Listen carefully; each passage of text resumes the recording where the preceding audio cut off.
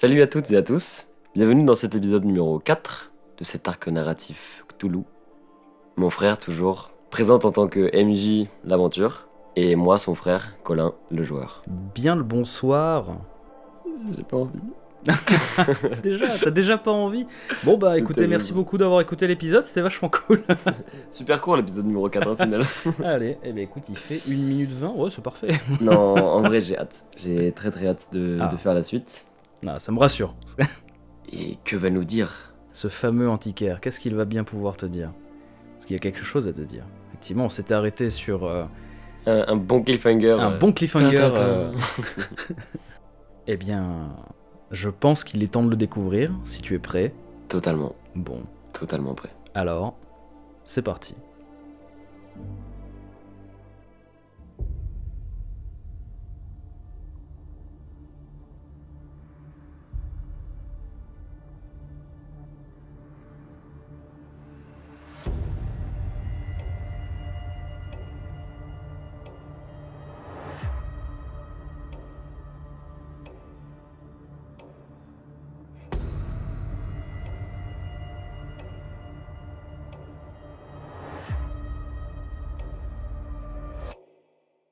Nous reprenons l'épisode alors que tu es donc dans cette boutique de curiosité, avec cet antiquaire que je n'ai pas présenté, mais tu as pu lire sur sa porte, Elias Johnson, antiquaire. Il avait donc quelque chose d'important à te dire en te décrivant l'intérieur du journal. Il s'était arrêté effectivement en te disant « Il y a quelque chose d'important que vous devez comprendre. C'est que sans ces 5 pages, le rituel ne peut pas avoir lieu, mais je crains d'avoir fait une énorme erreur. Certes, en arrachant ces 5 pages et en privant Monsieur Harlow des connaissances qui sont abritées par ces pages, je l'empêche d'accomplir le rituel, mais il est possible que quelque chose de pire se produise. Mais de quoi avez-vous peur? De qui avez-vous peur exactement? De Monsieur Harlow? Je ne comprends pas. J'ai peur de ne pas tout saisir. J'ai peur qu'il soit malheureusement trop tard pour faire marche arrière, mais peut-être que nous pourrons trouver une faille dans le rituel. J'ai peur qu'il y soit arrivé malheur.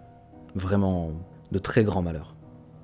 Un rituel, c'est quelque chose qui a un rapport avec les divinités. Entre autres, oui. Quelle divinité? À quel dieu appartient ce livre? Qui est cette créature avec des ailes de chauve-souris, avec des tentacules? Je l'ignore. Il n'y a pas de récit, il n'y a pas de recueil des divinités dont fait mention ce journal. J'ai l'impression d'être bloqué. Je sais pas où aller, je comprends pas. Qu'est-ce que je dois faire, selon vous? Je sais pas, c'est vous le détective.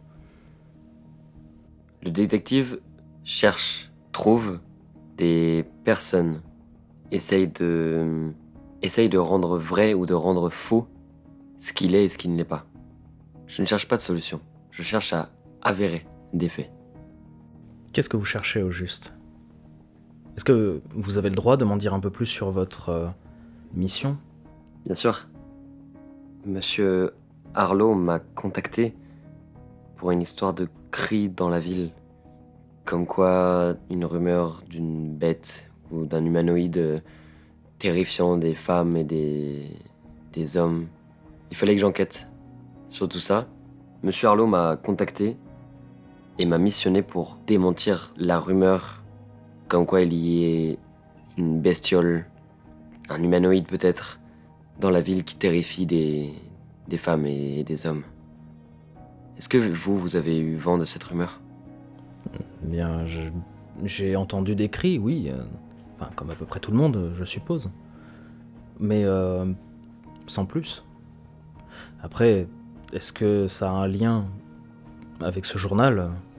Est-ce que fait Monsieur Harlow? J'ai peur d'avoir fait un lien qui semble assez facile. Que ce soit Monsieur Harlow qui terrifie ces personnes? Je l'ignore, ou au moins ce qu'il a provoqué. J'ai l'impression d'être bloqué. Je sais plus où aller, je sais pas quoi faire. Il est quelle heure? Vous êtes en milieu d'après-midi. Quand tu regardes ta montre, il est environ 15h. Gardez ces pages précisément. Bien sûr. Je pense qu'il faut les garder sous scellés, il faut... Il les remet dans son petit casier. Bien. J'ai peur que, en ayant un contact avec vous, et vous, en ayant un contact avec moi, j'ai peur qu'on ait pris un gros risque par rapport à Monsieur Harlow. Si, comme on en a déduit, Monsieur Harlow peut être la source de ces terreurs nocturnes, j'ai vraiment peur qu'il nous arrive malheur. Tu vois qu'il écarquille un petit peu les yeux et qu'il regarde un petit peu autour de lui, il n'est pas rassuré du tout. Vous voulez dire que quelqu'un pourrait attenter à nos vies? À ma vie? Écoutez, j'en sais rien. Vous en savez rien sur ce livre, sur cette divinité, sur ce rituel. Moi j'ai fait ce qu'on m'a demandé. On vous a demandé d'arracher ces 5 pages. Non, certes, mais... Je pense que ça n'a pas été une erreur, ce que vous avez fait, mais je pense que ce que vous avez fait, c'est quand même un faux pas?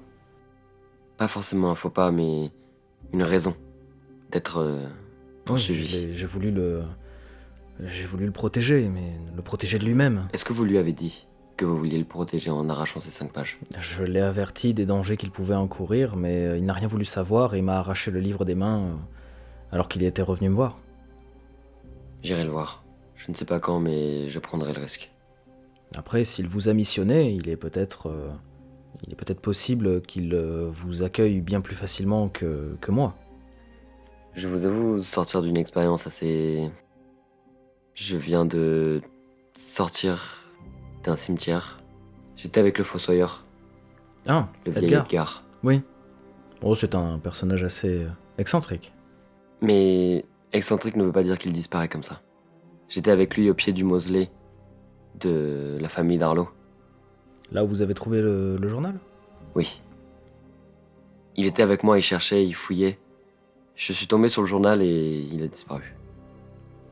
Peut-être qu'il avait autre chose à faire. C'est possible. J'avoue ne pas y croire. Je pense que j'ai besoin de repos. Vous avez visiblement passé une journée assez rude et riche. Il commence à prendre la bouteille pour te resservir un verre. Et il te le tend. Je me l'enfile. Je le bois presque cul sec. J'en ai en même temps marre de boire, mais je me dis... j'en peux plus, quoi. J'en peux plus de ce qui se passe. C'est un réflexe et je bois. Je me lève de ma table. Je tends la main à Elias. Et je fais... si jamais j'ai besoin de quelque chose, de n'importe quoi, une page, une information, une nouvelle lettre en arabe, je viendrai vous voir. Très bien. Et je lui donne une de mes cartes de détective. Ça marche. Vous pouvez me contacter à ce numéro de téléphone. En la prenant, il te serre la main et il t'adresse un petit sourire en te disant « Allez vous reposer, vous en avez besoin. » J'en ai besoin. Et je sors de... Enfin, je remets la pancarte ouverte, je déverrouille la porte et je sors. Très bien. Je prends ma voiture, je vais chez moi et je pense que je m'écroule. Je m'écroule dans mon lit et je m'endors, seulement s'il se passe quelque chose. Fais-moi un jet d'écouter. Écoutez qui est à 40%. 65. J'ai encore C'est terrible. échoué. On n'oublie pas les points de chance qui peuvent te servir. Mais je dois dire avant. Bien sûr. D'accord. Ah bah oui. Tu démarres ta voiture. Tu commences à rouler. Et dans ton rétroviseur, il te semble avoir vu quelque chose passer. Assez vite. Et quand tu lèves le regard, tu te rends compte qu'il y a une légère brume qui commence à se former. C'est très léger, mais en même temps il pleut. C'est pas... Oui, c'est normal. Ce n'est pas un effet qui ne pourrait pas être naturel ou normal. Mais tu as quand même l'écho de ce que t'avait dit Edgar. Il y a parfois des brumes qui persistent un peu plus que d'habitude. Et elle est dans mon rétroviseur. Tu es dedans, là, pour l'instant. Mais dans ton rétroviseur, tu as vu quelque chose passer. Tu sais pas ce que c'est.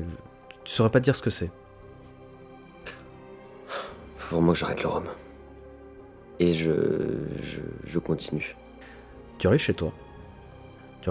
Il est début de soirée.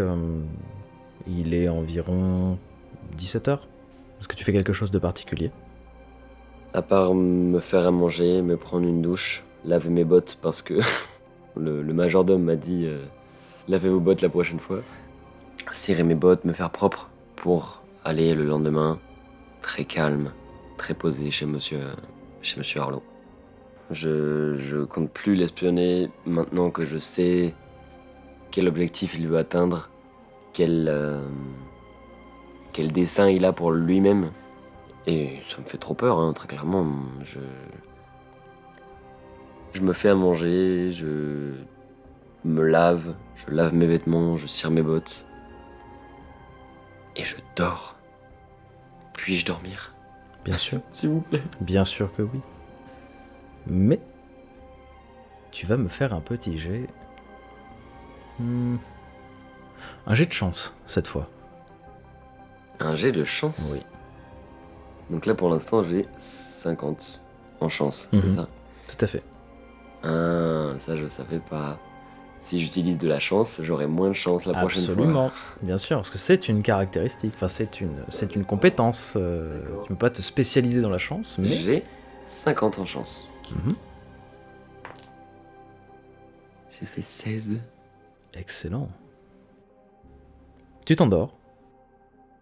En pleine nuit, tu écarquilles les yeux et tu entends un cri. Ça vient de dehors. Je me lève. Je me lève directement. Je sors mon pistolet. Je m'habille en vitesse et je sors dans la rue. Quand tu dis en vitesse, c'est-à-dire, tu prends quoi? Je prends appareil photo, habit, pas de chapeau, je m'en fous, et pistolet. Quoi comme habit? Quoi comme habit? Pantalon, jaquette, torse nu. Très bien. Tu sors. Tu ouvres la porte de chez toi. Il pleuviote. Il y a de la brume partout autour de toi. Et le cri vient du fond de la rue, sur ta droite. L'appareil photo dans une main, le revolver dans l'autre. J'y vais doucement. Les cris redoublent. Ce sont des cris de... Tu saurais pas dire. Ce sont des cris de... Peut-être des cris de terreur. Je cours. Mais non mais je c'est- cours, j'aime pas. C'est cours. un homme qui crie. Qu'est-ce qui se passe? Tu es seul dans la rue. Tu ne vois rien, le brouillard masque complètement ta vision. J'entends toujours les cris. De temps en temps, ouais. Près de moi. Tu t'es rapproché. Mais moi je cours vers le cri. Hein. Très bien. Je cours. Fais-moi un jet de toc. Trouver objet caché. 75%. Je rajoute 10% de chance. Très bien. Donc je monte à 85. 71. Très bien. Sous 85. Tu commences à trottiner en demandant ce qui se passe, en te signalant par ta voix. Tu n'as aucune réponse, seulement des cris qui finissent par s'arrêter, plongeant la rue dans un silence macabre. Tu regardes autour de toi, tu ne vois rien, mais tu es pieds nus dans la ruelle, sur les pavés. Et tu sens quelque chose de chaud sous tes pieds, alors qu'il pleuviote.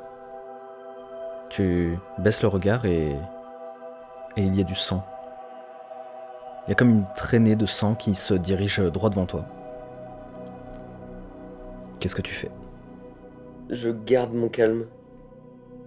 J'essaye de marcher à côté de la flaque et je cours vers là où ça coule. Tu continues de courir, tu suis la trace, et en suivant la trace, tu remarques qu'elle commence à s'effacer, parce qu'il pleut. Je continue. Tu vas me faire un jet de santé mentale. Et j'ai 40. Je peux pas mettre de chance dans les... Non. 37. Let's go. Tu suis la trace et tu remarques que maintenant il n'y a plus que du sang. Tu arrêtes ton regard, presque pétrifié, sur des tripes. Enfin, tu crois, t'es pas sûr. Et le plus étrange, c'est que la trace s'arrête ici. La trace de quoi? Les traces de sang s'arrêtent ici. Je prends une photo.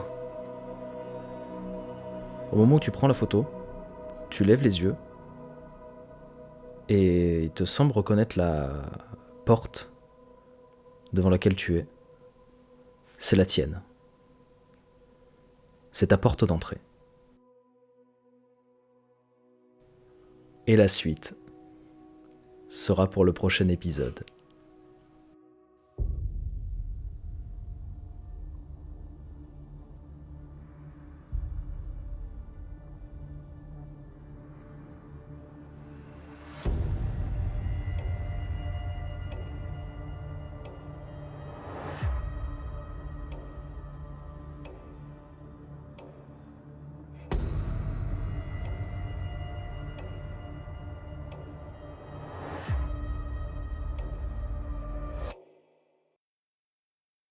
J'aime pas les tripes.